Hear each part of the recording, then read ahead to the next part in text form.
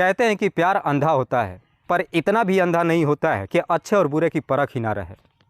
आज की कहानी में एक कपल अपने प्यार को पाने के लिए एक ऐसा फैसला ले लेते हैं जिसकी वजह से न सिर्फ एक महिला हमेशा के लिए इस दुनिया को छोड़ के चली जाती है, बल्कि उसके पीछे न जाने कई लोगों की ज़िंदगियाँ भी हमेशा के लिए बर्बाद हो जाती है।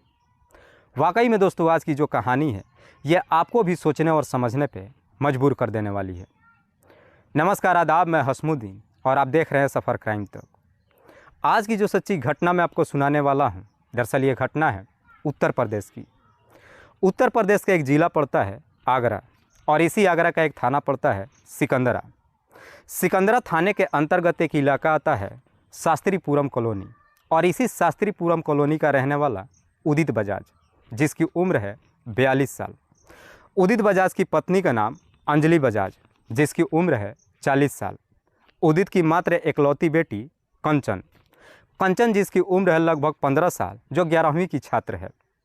उदित बजाज अपने एरिया का बहुत बड़ा बिजनेसमैन है, ठीक ठाक पैसे कमाता है, अपने परिवार के साथ बड़ी खुशहाल तरीके से जीवन व्यतीत करता है। बात कर रहा हूँ मैं 7 जून 2023 की दोपहर के करीब 3 बजे के आसपास। अंजलि अपने पति के साथ अपने घर से लगभग 9 किलोमीटर दूर जमुना किनारे वनखंडी महावीर मंदिर में पूजा करने के लिए जाती है। लेकिन उदित बजाज जब अपनी पत्नी को लेकर मंदिर में पहुंचता है, उसी वक्त ही उसकी बेटी कंचन उसके नंबर पर फ़ोन करती है।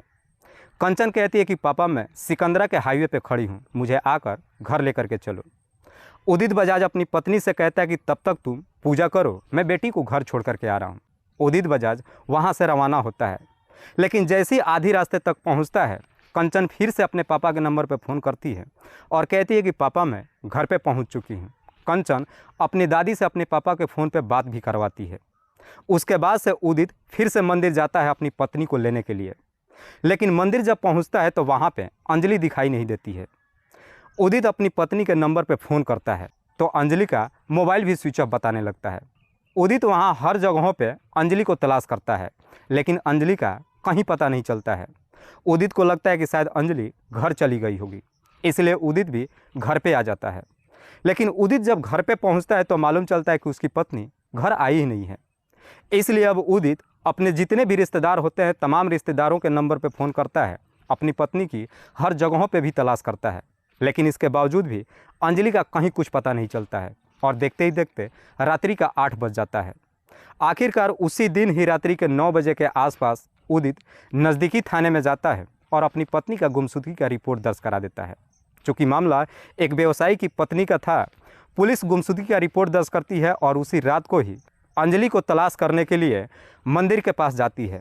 मंदिर के चप्पे चप्पे पे अंजलि को तलाश करती है, लेकिन पुलिस को अंजलि कहीं नहीं मिलती है और आखिरकार पूरी रात गुजर जाती है। अगली सुबह तक भी अंजलि घर वापस नहीं आती है। आखिरकार अगले दिन 8 जून 2023 को एक व्यक्ति पुलिस को फ़ोन करता है और कहता है कि साहब, वनखंडी महावीर मंदिर के किनारे जंगल में एक महिला की डेड बॉडी पड़ा है। व्यक्ति जैसे इस तरह की बात पुलिस वालों से कहता है, पुलिस अपनी टीम के साथ घटनास्थल पर पहुंचती है। दरअसल उदित जब अपने पत्नी का गुमशुदगी का रिपोर्ट दर्ज कराने आया था तो अपनी पत्नी का एक फ़ोटो भी पुलिस वालों को दिया था। पुलिस जब उस डेड बॉडी को चेक करती है तो मालूम चलता है कि वो महिला कोई और नहीं बल्कि उदित की ही पत्नी अंजलि बजाज है। दरअसल अंजलि के पेट और सीने पे किसी तेज़धार हथियार को चला दिया गया था। अंजलि के शरीर से काफ़ी मात्रा में खून बह जाने की वजह से उसकी घटनास्थल पर ही मौत हो चुकी थी। पुलिस जैसे ही उस डेड बॉडी को देखती है, उदित बजाज के नंबर पर फ़ोन करती है और घटनास्थल पर बुलाती है।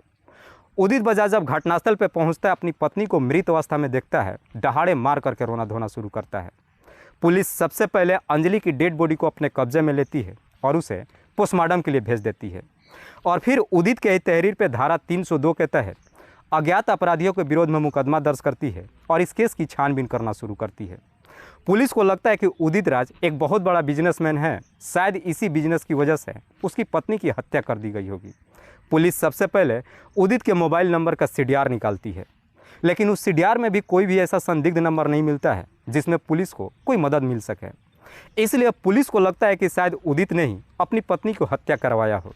पुलिस उदित को थाने बुलाती है और उससे पूछताछ करती है। पुलिस जब उदित बजाज से पूछताछ करती है तो उदित बजाज भी अपनी पूरी कहानी बता देता है कि कैसे वो अपनी पत्नी को मंदिर लेकर के गया था और जैसे ही मंदिर पे पहुंचा था, उसकी बेटी ने उसके नंबर पे फ़ोन किया था। उदित बजाज जब ये पूरी कहानी पुलिस वालों को बताता है तो पुलिस को न जाने क्यों उदित की बेटी कंचन के ऊपर शक चला जाता है।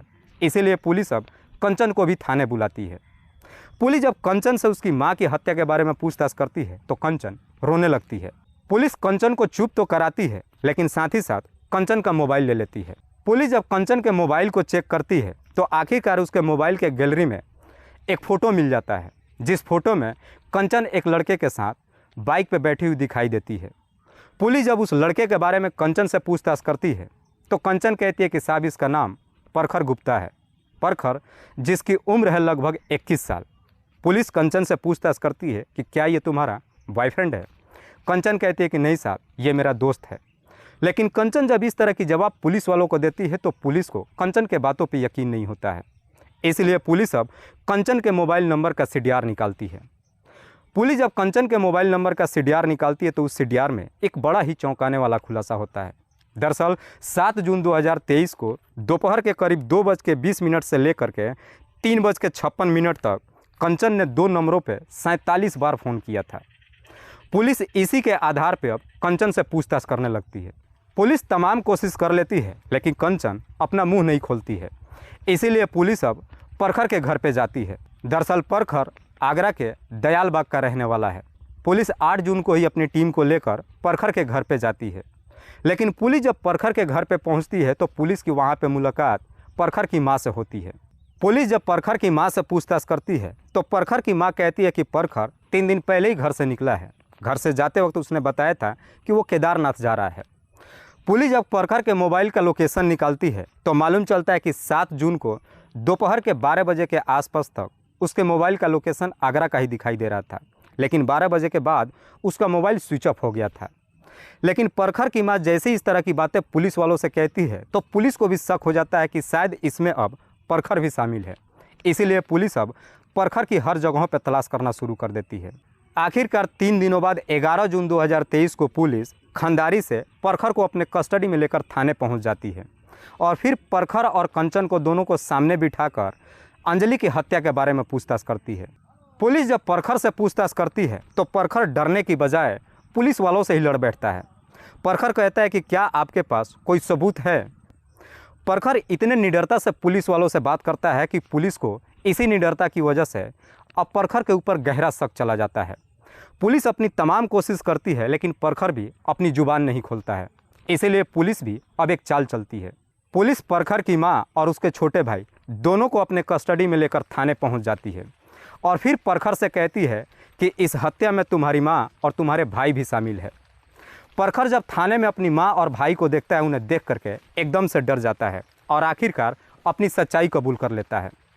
परखर कहता है कि साहब, अंजलि की हत्या मेरे दोस्त सिलू ने किया है। सिलू का जब नाम बताता है पुलिस सिलू के एड्रेस पे जाती है और उसी दिन ही सिलू को भी अपने कस्टडी में लेकर थाने पहुंच जाती है।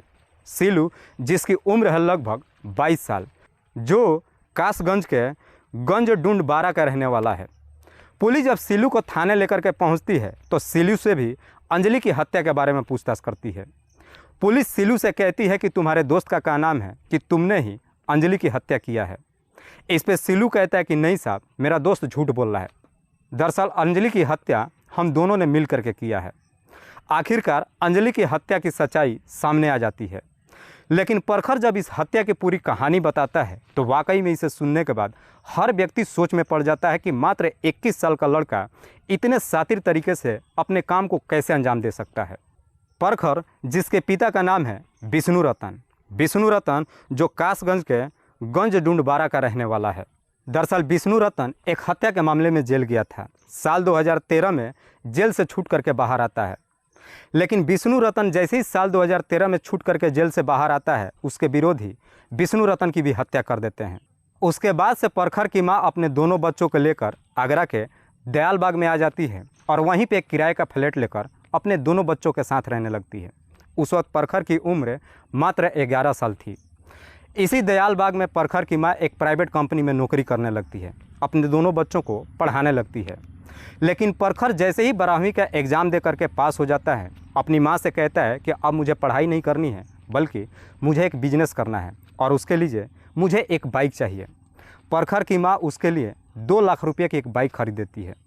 प्रखर बाइक तो ले लेता है लेकिन बिजनेस नहीं करता है, बल्कि उसी बाइक से दिन भर अपने यार दोस्तों के साथ यहाँ वहाँ मटर गश्ती करता है। प्रखर का एक दोस्त है कुशल, जो कि स्कूल में पढ़ाई करता है। लेकिन कुशल जिस स्कूल में पढ़ाई करता है उसी स्कूल में कंचन भी पढ़ाई करती है। इसीलिए कुशल ही एक दिन कंचन की मुलाकात प्रखर से करवाता है। कंचन और प्रखर की पहली बार जब मुलाकात होती है तो पहली मुलाकात में प्रखर कंचन से काफ़ी सारी झूठ बोलता है। प्रखर कहता है कि मैं दिल्ली यूनिवर्सिटी से ग्रेजुएशन की पढ़ाई कर रहा हूँ, साथ ही साथ एक बिजनेस भी कर रहा हूँ। दरअसल कंचन जब पहली बार प्रखर को देखती है तो पहली नज़र में उसे अपना दिल दे बैठती है। उसके बाद से प्रखर और कंचन के बीच में पहले दोस्ती होती है और फिर दोनों के बीच में प्रेम प्रसंग शुरू हो जाता है। उसके बाद से प्रखर अपनी बाइक पे ही बिठाकर कंचन को यहाँ वहाँ घुमाने लगता है। दोनों के बीच में जब प्रेम प्रसंग का परवान चढ़ता है, इस बात की जानकारी दोनों के घर वालों को नहीं मालूम चलता है। एक दिन कंचन प्रखर के साथ जब घूमने के लिए जाती है, देर से अपने घर पे पहुंचती है। लेकिन कंचन जब काफ़ी देर से अपने घर पे पहुंचती है तो उसकी माँ उससे पूछताछ करती है। इस पे कंचन कुछ ऐसी जवाब देती है जिसकी वजह से कंचन की माँ को उसके ऊपर शक हो जाता है। इसीलिए अंजलि अपनी बेटी का मोबाइल ले लेती है और उसके मोबाइल को चेक करने लगती है। जब कंचन के मोबाइल को चेक करती है तो आखिरकार उस मोबाइल में कंचन प्रखर के साथ में कई फ़ोटो में दिखाई देती है।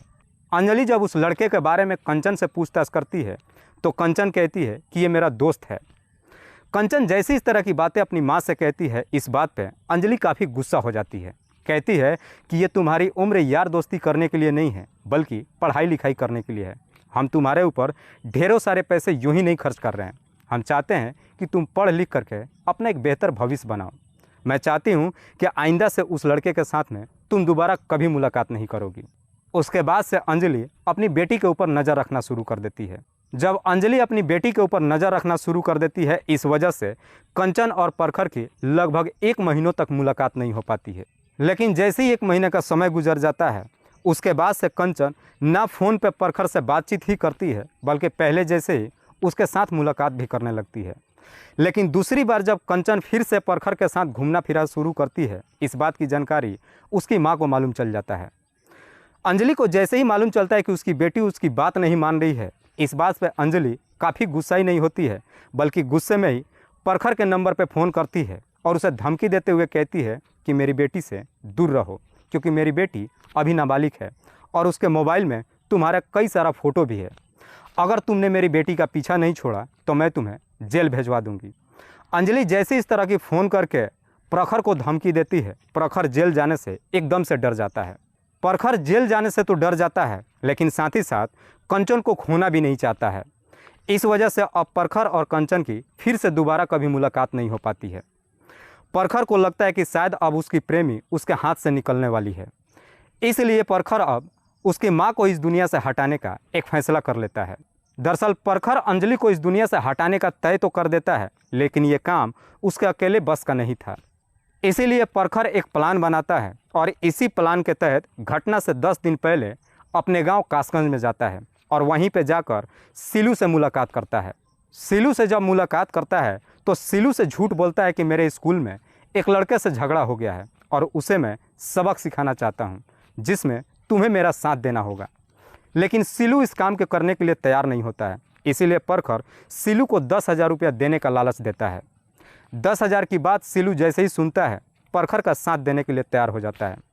उसके बाद से घटना से ठीक 3 दिन पहले ही प्रखर सिलू को लेकर आगरा पहुंच जाता है। लेकिन प्रखर अपने प्लान को इतने शातिर तरीके से बनाता है कि उसे पूरा यकीन होता है कि कभी वो पकड़ा नहीं जाएगा। प्रखर इसी षड्यंत्र के तहत कंचन के नंबर पर फ़ोन करता है और उसे कहता है कि सिलू मेरे साथ आ गया है और मैं चाहता हूं कि तुम अपने नंबर से सिलू के मोबाइल में अपना व्हाट्सएप क्रिएट करा दो। इधर कंचन भी प्रखर के प्यार में इस कदर से पागल हो चुकी थी कि कंचन भी सिलू के मोबाइल में अपने नंबर से व्हाट्सएप क्रिएट करा देती है। और फिर 7 जून 2023 को कंचन प्रखर के नंबर पर फ़ोन करती है और कहती है कि मेरी माँ आज मंदिर में पूजा करने जाने वाली है। कंचन जैसी इस तरह की बातें प्रखर से कहती है तो प्रखर को लगता है कि इससे बढ़िया मौका नहीं मिलेगा। इसलिए प्रखर उसी दिन अपने दोस्त को लेकर मंदिर के जंगल में पहुंच जाता है। इधर कंचन भी अपने घर से बाहर निकल जाती है और जाकर के पार्क में छुप जाती है। इधर जैसे ही उदित राज अपनी पत्नी को लेकर के मंदिर में पहुंचता है, अपने सामने जब प्रखर उदित राज को देखता है तो प्रखर फिर से कंचन के नंबर पर फ़ोन करता है और कहता है कि अपने पापा को यहाँ से कैसे भी करके हटाओ। इधर कंचन अपने पापा के नंबर पर फ़ोन करती है और कहती है कि मैं सिकंदरा के हाईवे पे हूँ, आकर के मुझे ले जाओ। जैसे इस तरह की बातें अपने पापा से कहती है तो उदित राज अपनी पत्नी को वहीं पे छोड़ देता है और अपनी बेटी को रिसीव करने के लिए चला जाता है। उसके बाद से प्रखर और सीलू जंगल से ही सीलू के मोबाइल के व्हाट्सएप से अंजलि के नंबर पे मैसेज भेजते हैं। दरअसल जब वो मैसेज भेजते हैं तो अंजलि को लगता है कि शायद ये मैसेज उसकी बेटी ने भेजी है। उस मैसेज में लिखते हैं कि मैं अपने दोस्त के साथ हमेशा के लिए जा रही हूँ, अगर तुम्हें मिलना है तो आ करके जंगल में मुलाकात कर लो। जैसे इस तरह की मैसेज अंजलि को मिलता है तो अंजलि को भी डर सताने लगता है कि इससे पहले कि उसकी बेटी घर छोड़ करके भाग जाए, अंजलि अपनी बेटी को समझाने के लिए जंगल में चली जाती है। लेकिन जैसे ही जंगल में पहुंचती है, प्रखर पीछे से अंजलि का दोनों हाथ पकड़ लेता है। उसके बाद से सीलू एक तेजधार हथियार से उसके पेट और सीने पर चला देता है, जिसकी वजह से अंजलि की घटनास्थल पर ही मौत हो जाती है। उसके बाद से अंजलि की डेड बॉडी को घसीट कर गड्ढे में ले जाकर के फेंक देते हैं। लेकिन तब तक वहाँ पे उदित बजाज पहुँच जाता है अपनी पत्नी को लेने के लिए। जैसे ही वहाँ पे उदित बजाज पहुँचता है तो प्रखर सीलू से कहता है कि इसका भी काम तमाम कर देते हैं, लेकिन सीलू कहता है कि मैं ये काम नहीं कर सकता हूँ। आखिरकार उदित बजाज को छोड़ देते हैं और वहाँ से दोनों मौके से फरार हो जाते हैं। वाकई में प्रखर जब ये पूरी कहानी पुलिस वालों को बताता है तो पुलिस प्रखर के तहरीर पे इन तीनों आरोपियों को अपने कस्टडी में लेकर आती है। फिलहाल पुलिस ने इन तीनों आरोपियों को अपने कस्टडी में लेकर इन सब पे गंभीर धाराओं में मुकदमा दर्ज करके जेल भेज दिया है। दोस्तों, इस पूरी घटना के बारे में आप क्या सोचते हैं? आप अपनी राय हमें कमेंट बॉक्स में ज़रूर दीजिएगा। तब तक के लिए जय हिंद, जय भारत।